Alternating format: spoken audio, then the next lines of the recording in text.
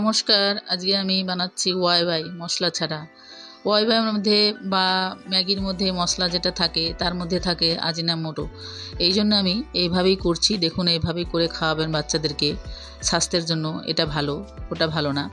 এখানে আমি ওয়াইটাকে ভিজিয়ে দিয়েছি 3-4 মিনিটের মতন। এখানে আলুটা আমি সরু করে কেটে লবণ হলুদ দিয়ে একটু লাল ভাব করে তুলে নিলাম ভেজে। তারপরে এখানে ওয়াইটাকে জলটা ঝরিয়ে নিয়েছি, মশলাটাকে ফেলে দিলাম। তারপরে এখানে একটু তেল দিয়ে দিয়েছি, কাঁচা লঙ্কা দিয়ে দিলাম, পেঁয়াজ কুচি দিয়ে দিলাম। পেঁয়াজটা একটু মোটা ভাব কেটেছি।